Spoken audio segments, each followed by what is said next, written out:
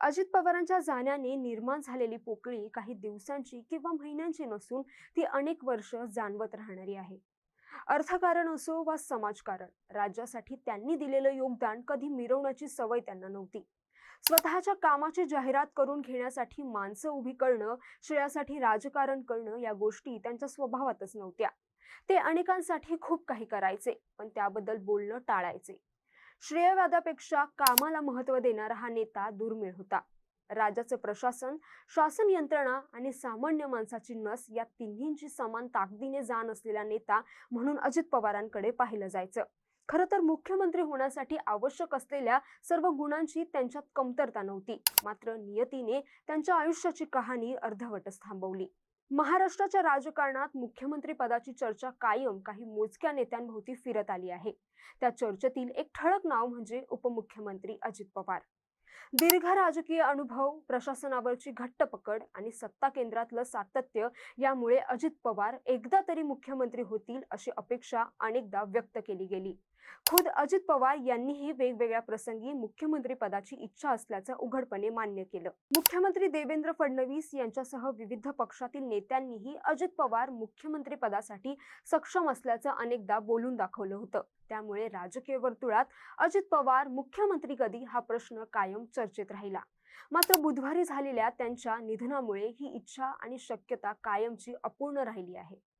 17 September 2024 रोजी पुण्यात गणपती दर्शनानंतर पत्रकारांशी बोलताना अजित पवार यांनी इच्छेबाबत थेट शब्दात भूमिका मांडली होती.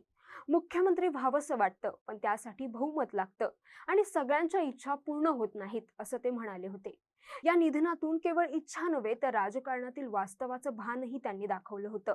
या वक्तव्यानंतर त्यांच्या मुख्यमंत्री पदाच्या चर्चेला अधिकच उधाण आलं होतं.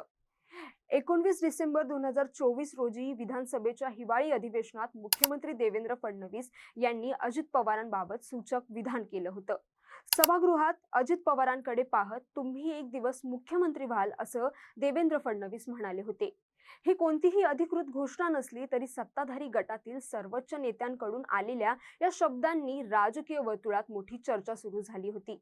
याआधीही विविध नेत्यांनी अजित पवारांच्या मुख्यमंत्री पदाबाबत भूमिका मांडली होती. मे 2023 मध्ये शिवसेना ठाकरे गटाचे खासदार संजय राऊत यांनी अजित पवार मुख्यमंत्री पदासाठी सक्षम असल्याचं स्पष्ट मत त्यांनी व्यक्त केलं होतं. मात्र दुसरीकडे काही वरिष्ठ नेत्यांनी या शक्यतेवर प्रश्नचिन्हही उपस्थित केलं.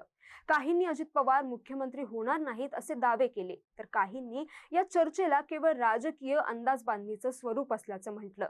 या सगळ्या मतांतरावर एक गोष्ट मात्र ठाम होती. अजित पवारांच्या नावाभोवती मुख्यमंत्री पदाची चर्चा सातत्यानं सुरूच राहिली, तरीही शेवटपर्यंत ही इच्छा प्रत्यक्षात उतरू शकली नाही. उपमुख्यमंत्री अजित पवार हे महाराष्ट्राच्या राजकारणातील सर्वाधिक काळ उपमुख्यमंत्री पद भूषवणाऱ्या नेत्यांपैकी एक मानले जातात. त्यांनी एकूण 6 वेळा उपमुख्यमंत्री पदाची जबाबदारी सांभाळली होती. विविध कार्यकाळ एकत्रित धरले तर सुमारे 15 वर्षांहून अधिक काळ ते उपमुख्यमंत्री पद म्हणून कार्यरत राहिले, असं राजकीय जाणकार सांगतात. आर्थिक शिस्त आणि राज्यहित या दोन गोष्टी केंद्रस्थानी ठेवून निर्णय घेणारे अजित पवार मुख्यमंत्री पदापासून कायम 2 पावलं दूरच राहिले.